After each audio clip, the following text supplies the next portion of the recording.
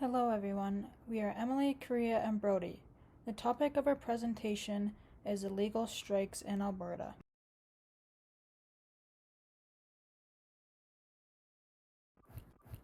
Alberta has storied history of illegal strikes. Economic downturns and stagflation in the 1980s led to illegal strikes from members of the Alberta Teachers Association, also called ATA, and the Energy and Chemical Workers Union. Many illegal or wildcat strikes that have taken place recently in Alberta have been from employees of the public sector. The purpose of this presentation is to analyze the relationship between unionized public sector employees, specifically the healthcare industry, and the Alberta government. The presentation will look into the wildcat strike that occurred in Alberta in 2020 by members of the Alberta Union of Public Employees, also called AUPE. This will serve as evidence for predictions about the future of labor relations between the Government of Alberta and current public sector healthcare employees.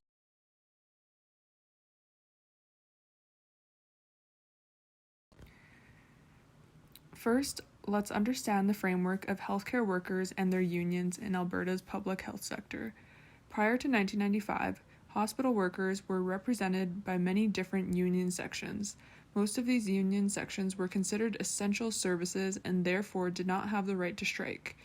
In 1995, under Ralph Klein's premiership, the Conservative Party created an Essential Services Agreement. This document allows unions to submit an application with the government that allows the public health system to continue service while strikes take place.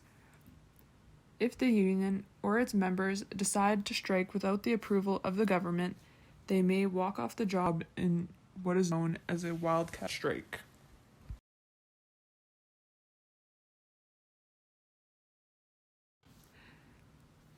Klein's changes consolidated the public sector health into 4 functional units. Direct nursing is represented by the United Nurses of Alberta, also known as the UNA. Technologists such as medical lab technicians, paramedics, and other health professionals such as social services are represented by the Health Science Association of Alberta, also known as HSAA. Auxiliary nurses and general support services, the last 2 functional units, are represented by the Alberta Union of Public Employees, also known as the AUPE. This union represents the largest of the unions representing public healthcare employees.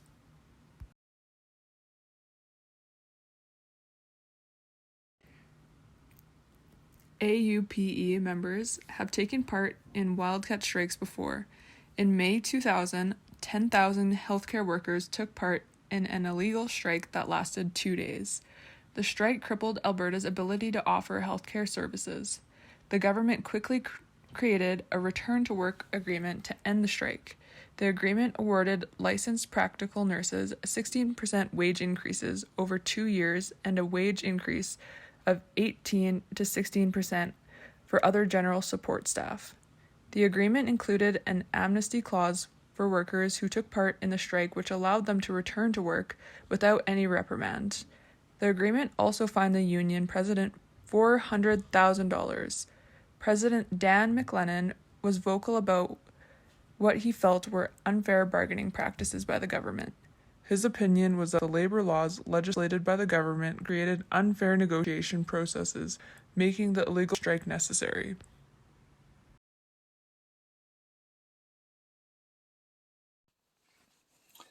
Understanding the context and the reasons for the illegal strike in May of 2000 allows us to better understand the context and the reasons for the legal strike in October of 2020, which paralleled many of the complaints and frustrations of the workers in 2000. You see, citing inflated wages, which represented over 70% of the healthcare budget, the Alberta government has continued to change bargaining legislation in Alberta healthcare. They've postponed arbitration deadlines and canceled negotiated deals with doctors in favor of legislated deals where they have more control. The Conservative government is also interested in reducing wages by determining what the business of healthcare is in Alberta and deciding if there are areas of service which are better tackled by the private industry. This has led to a lot of vulnerability in the general services section. And after a plan to privatize laundry and food services announced by Tyler Shandro, this resulted in 425 AUPE members being laid off.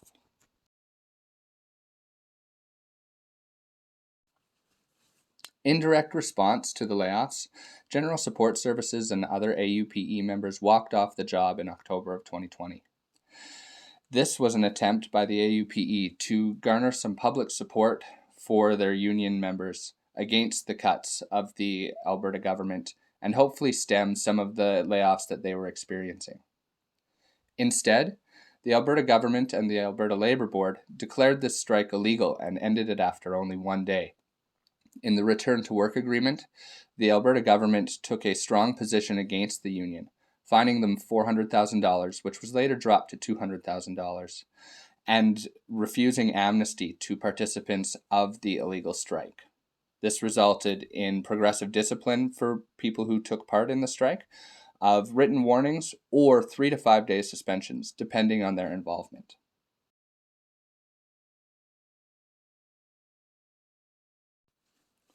If you're interested in more information regarding this illegal strike, we've embedded a video of a global news story that goes over some of the details of the strike and some of the plights experienced by the workers. Feel free to click through the video if you'd like to see it.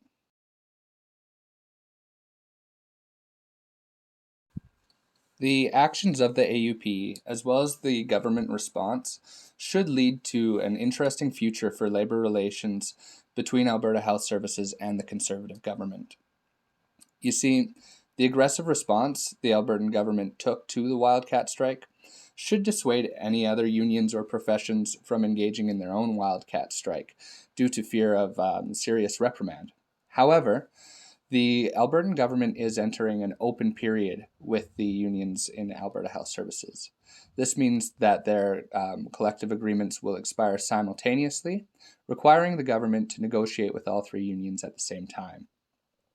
This gives the unions increased bargaining power through collective bargaining and should lead to some more favorable agreements for the unions. The government will be pressured to sign an agreement quickly before the unions can leverage this bargaining power. However, the unions will face some challenges of their own. Unions often have competing interests, and figuring out how to best balance these competing interests will be difficult. And there is pressure on the most strong or largest union to sign first.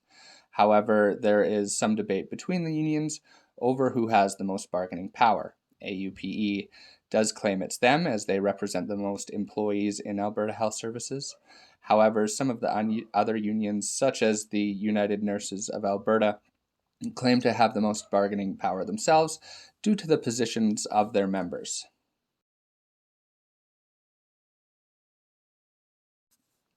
This has been our presentation on illegal strikes in Alberta, and particularly the labour relations between Alberta Health Services and the Albertan government. We thought this has been a very interesting topic, and we hope you have as well. If you have any questions or further interest regarding these issues, feel free to email one of us, and we'd love to respond to any questions you may have. Thanks for your time, and we hope you appreciated this presentation.